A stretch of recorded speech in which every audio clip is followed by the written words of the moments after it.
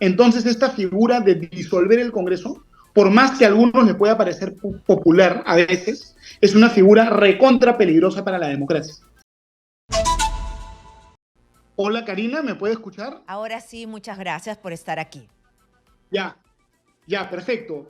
Antes que nada, muchas gracias por la invitación. Muy feliz de estar aquí con ustedes en Radio Exitosa y saludos a toda la audiencia, a toda la gente que nos escucha en todo el Perú. Muchas gracias por estar aquí.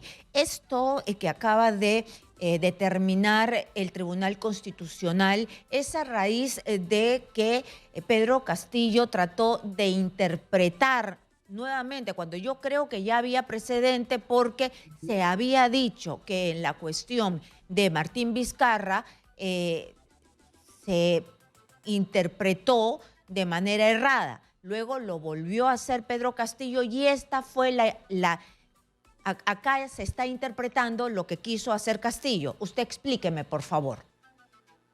A ver, estimada Karina, a ver, para que toda la audiencia pueda saber qué es lo que ha ocurrido, voy a contar toda la historia desde el principio, así con manzanitas. Muy bien. Esta es la tercera sentencia que el Tribunal Constitucional emite sobre este tema.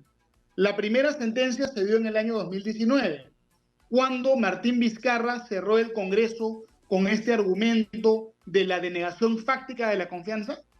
El Congreso protestó y el Tribunal Constitucional en el año 2019 dijo que lo que había hecho Martín Vizcarra estaba bien.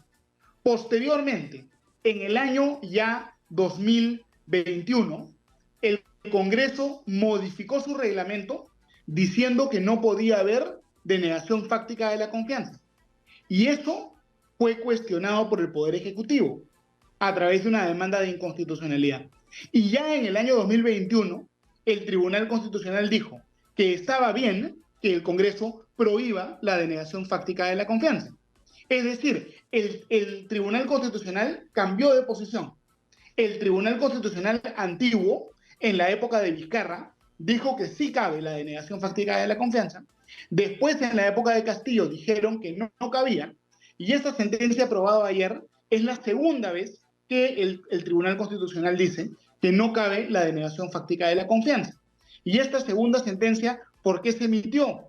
Porque pocos días antes del golpe de Estado, recordaremos nosotros, Aníbal Torres fue al Congreso a hacer cuestión de confianza y el Congreso declaró improcedente su cuestión de confianza porque iba en contra del reglamento del Congreso.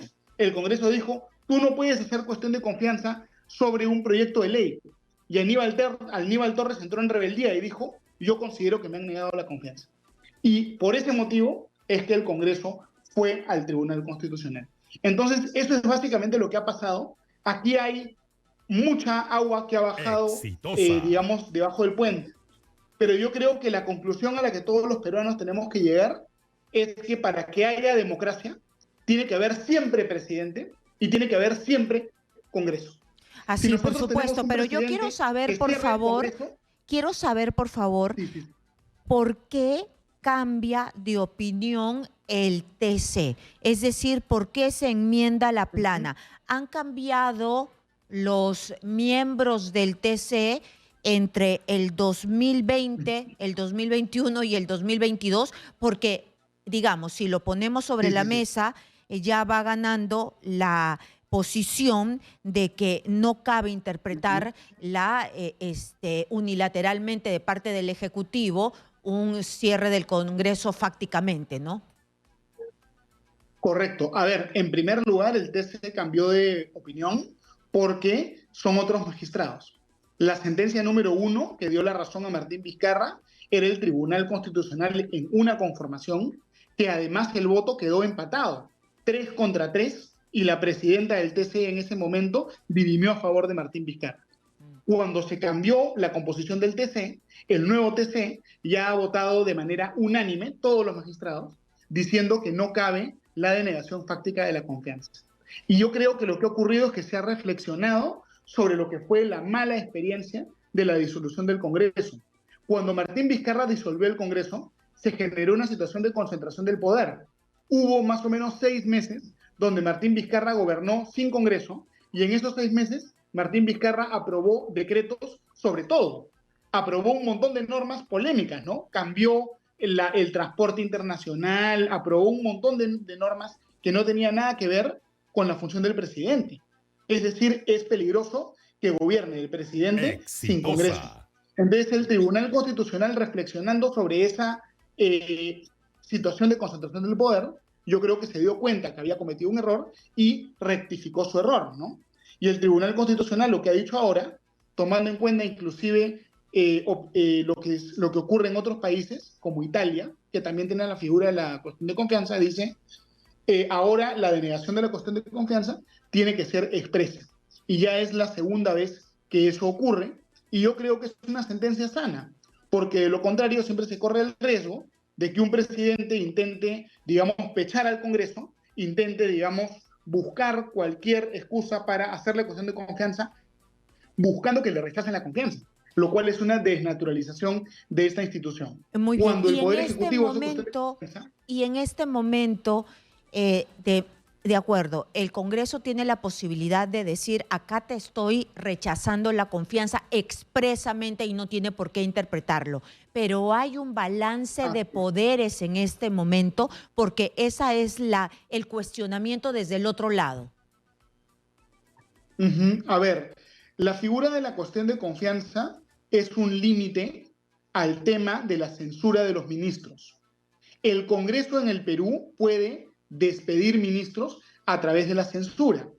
Entonces, la idea de la cuestión de confianza es que si están censurando a un ministro, el premier vaya al Congreso y diga, si tú lo sacas a este señor ministro, a esta señora ministra, nos vamos todos los ministros. Y eso solo puede pasar 2 veces, porque si no disuelve el Congreso. El problema es que presidentes confrontacionales transformaron esta figura limitada en una figura extremadamente amplia. Y ya se quería hacer cuestión de confianza por todo. Si no cambias los magistrados del Tribunal Constitucional, cuestión de confianza. Si no haces asamblea constituyente, cuestión de confianza. Exitosa. Es decir, si no me das la razón en lo que yo quiero, te voto, te cierro. Y eso era en contra de la separación de poderes. Regresamos en un ratito con usted, por favor. A su idea original. ¿Cómo no, Karina? A ver, todos los peruanos, con mucha frecuencia, le tenemos cólera al Congreso de la República. Y le podemos tener cólera al Congreso de la República, porque no solo en este Congreso, sino en todos los congresos, a veces hay muchos sueldos, congresistas investigados, hay escándalos en el Congreso, ¿no es cierto? Pero nosotros tenemos que entender que si tenemos un presidente y no tenemos Congreso, puede haber una concentración del poder. Así como siempre debe haber presidente, siempre debería haber Congreso. Entonces, esta figura de disolver el Congreso, por más que a algunos le pueda parecer popular a veces, es una figura recontra peligrosa para la democracia. Entonces, esto lo tenemos que trabajar con mucho cuidado en el Perú. Tú me preguntas, Karina, ¿cuándo es que procede la cuestión de confianza? La cuestión de confianza procede cuando se va a censurar a un ministro y el premier dice, yo hago cuestión de confianza, de manera tal que si tú lo quieres sacar al ministro, cae todo el gabinete. O de repente, en defensa de determinadas políticas de Estado. Por ejemplo, ¿no? En defensa de la política del gobierno en materia de salud, por el tema del dengue, o en defensa de alguna otra política general de gobierno. Cuando no procede la cuestión de confianza, a favor o en contra de proyectos de ley, a favor o en contra del nombramiento de funcionarios, como magistrados, por ejemplo, del Tribunal Constitucional. Esas son básicamente las reglas ahora. ¿Cuál es la reflexión que yo quiero hacer, Karina? La reflexión que yo quiero hacer es la siguiente. En los países donde se puede disolver el Congreso, se ordena la disolución del Congreso, pero el Congreso antiguo se mantiene hasta que se escoge al Congreso nuevo, ¿no es cierto? En Inglaterra, en España, en todos los países parlamentaristas, cuando hay disolución del Congreso, no es que hay 6 meses sin Congreso. El Congreso se mantiene hasta que se escoge a un Congreso nuevo. Entonces yo creo que el problema de diseño en la Constitución es la existencia de un interregno parlamentario. El interregno parlamentario le permite al presidente que disuelve el Congreso gobernar en la práctica como dictador, hacer y deshacer todo sin debate, ¿no es cierto? Y eso es muy peligroso. Entonces yo creo que la reforma que se debería aplicar, ¿no es cierto? Es decir, la reforma que se debería aplicar es decir, si tú cierras el Congreso, se mantiene el Congreso viejo hasta que escoges el nuevo. Y si se hace eso, ya no sería tan importante cuándo procede, cuándo no procede la disolución de confianza, si es fáctica, si no es fáctica. Acá el problema es que no debería haber concentración del poder. Así como siempre hay presidente, siempre tiene que haber Congreso. De acuerdo, Por ahí para yo creo que que va no la reflexión. sea un presidente todopoderoso. Muy bien, muchas gracias a Lucas Gersi Así por es.